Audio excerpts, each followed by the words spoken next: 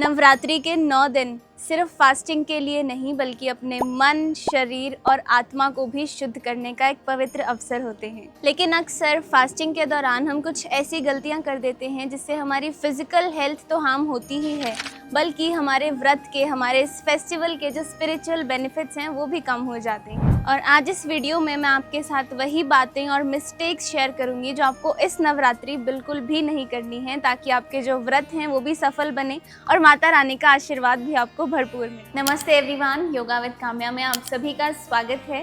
तो चलिए शुरू करते हैं और जानते हैं अपनी पहली मिस्टेक। नंबर 1 है eating आलूज and more आलूज।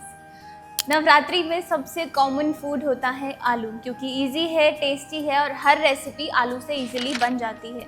But problem आलू में नहीं है, प्रॉब्लम तब है जब आप हर दिन सुबह शाम सिर्फ आलू ही आलू खाते हो। आलू एक सिंपल कार्बोहाइड्रेट है जो एनर्जी तो ज़रूर देता है, लेकिन उसमें प्रोटीन और फाइबर बहुत ही कम होता है, जिससे आपको ज़्यादा देर तक पेट भरा हुआ फील नहीं होता। हमें कुछ ही देर में भूख लग जाती है और हम और खाने लगते हैं, जिससे हमारा वेट गेन भी हो सकता है। तो इससे बचने के लिए क्या करें?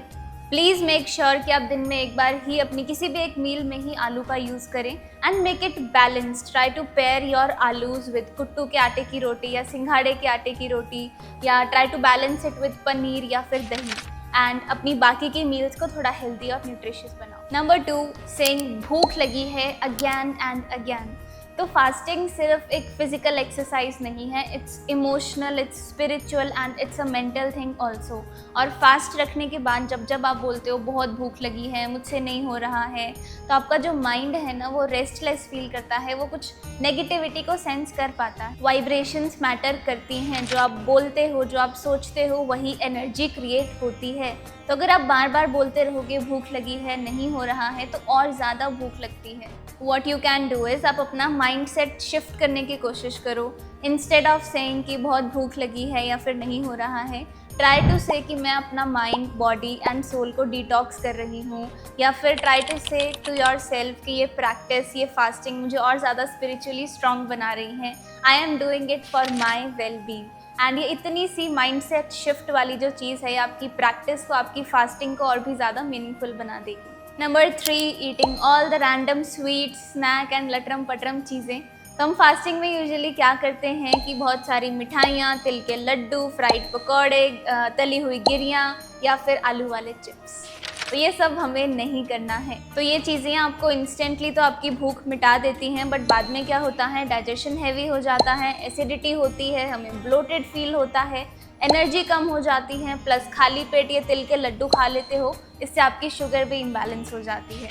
फास्टिंग का मतलब होता है बॉडी को रेस्ट देना, उसको डिटॉक्स करना, लेकिन जब हम ये ऑयली और शुगरी चीज़ें खाते हैं तो बॉडी का वर्कलोड और ज़्यादा बढ़ जाता है। तो इससे बेटर ऑप्शन है कि आप घर पे एनर्जी लड्डूज बनाओ, डेट्स, सीड्स और नट्स को यूज़ करके। Roasted makhana is also a good option. Coconut water पियो और फ्रूट चाट बना सकते हो बट बिना नमक के। ये सारे ही ऑप्शंस आपको लॉन्ग लास्टिंग एनर्जी देंगे, क्योंकि नेचुरल है, लाइट वेट है and easy on stomach. Number 4, excessive exercise during your fast. अब वैसे हम एक्सरसाइज करें या ना करें, बट नवरात्रि में, फास्टिंग में हम सभी को जोश चढ़ जाता है कि यार खाना तो कम खा रहे हैं, व्रत चल रहे हैं, चलो एक्सरसाइज भी कर लेते हैं, वज़न जल्दी कम हो जाएगा।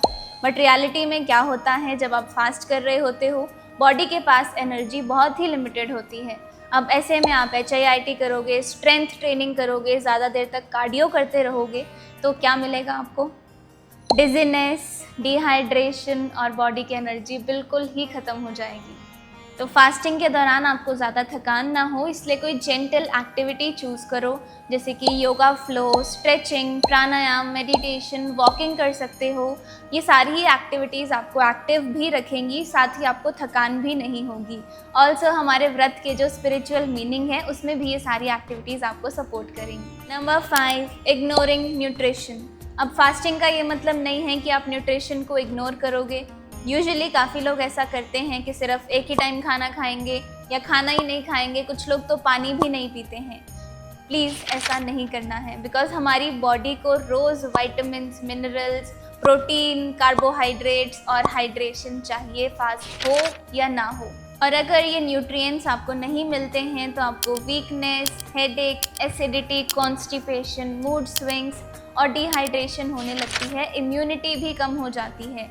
इसीलिए अपनी व्रत वाली थाली को माइंडफुली कलरफुल बनाओ। कुछ हेल्दी ऑप्शंस आपकी स्क्रीन पर हैं, इनका स्क्रीनशॉट ले लो या इनकी फ़ोटो खींच लो, या आपकी बहुत हेल्प करेगा ड्यूरिंग योर नवरात्रि व्रत। और इसी तरह आपको प्रोटीन, फाइबर, प्रोबायोटिक्स, मिनरल्स और हाइड्रेशन सब मिलेगा, क्योंकि व्रत का मतलब खुद को स्टार्व करना, खुद को सज़ा देना बिल्कुल भी नहीं है। It's mindful nourishment. और अगर आप राइट फूड चॉइसेस करते हो तो आपकी बॉडी डिटॉक्स भी हो जाएगी, प्लस आप एनर्जेटिक भी रहोगे। Number 6 and the last one है नॉट डूइंग साधना। हमारे नवरात्रि फास्टिंग का मतलब सिर्फ खाने पे कंट्रोल करना या डाइटिंग करना या पतले होना नहीं है। इसका असली मतलब, इसका मेन एसेंस है अपने मन और आत्मा को शांत करना। लेकिन अक्सर हम सिर्फ डाइट और खाने पे ही फोकस करते हैं और प्रेयर, चैंटिंग, मेडिटेशन, साधना, इन सबको इग्नोर कर देते हैं। हम पूरा दिन ये सोचते हैं कि क्या नया बनाएं, यूट्यूब पर रेसिपी सर्च करते हैं, कितना खाएं, कब खाएं, और हम खुद से कनेक्ट करना भूल जाते हैं। We just stop looking for what the actual meaning is. तो इसीलिए इस नवरात्रि कोशिश करना कि कुछ देर बैठकर डीप ब्रीदिंग करो, मंत्र जाप करो, मेडिटेशन करो, या फिर कुछ नहीं करना तो खुद के साथ साइलेंस में बैठो। इससे आपको शांति, क्लैरिटी और बहुत सारी पॉजिटिविटी मिलेगी। तो आपकी बॉडी भी डिटॉक्स हो जाएगी और आपका मन भी शांत रहेगा। नवरात्रि फास्टिंग सिर्फ एक रिचुअल नहीं है, ये एक बहुत ही प्यारी सी जर्नी है शरीर को डिटॉक्स करने की, मन को शांत करने की और खुद से कनेक्ट करने की। इसीलिए इस नवरात्रि अगर आप एक पॉजिटिव सोच रखेंगे, थोड़ा माइंडफुल रहेंगे और हेल्दी खाना खाएंगे, तो ये 9 दिन आपके लिए एक बहुत ही ब्यूटीफुल ट्रांसफॉर्मेशन बन सकते हैं। और मुझे कमेंट्स करके ज़रूर बताना कि इन 6 गलतियों में से आप सबसे ज़्यादा कौन सी गलती करते हो, और इस नवरात्रि कौन सी गलती को सुधारने वाले हो, किस चीज़ पे सबसे ज़्यादा ध्यान दोगे। And that is it. I really hope आप ये गलतियाँ इस नवरात्रि नहीं दोहराएंगे। एंड इस वीडियो को अपने सभी परिवार वालों के साथ और दोस्तों के साथ भी शेयर करना। Wishing you all a very happy Navratri. जय माता दी।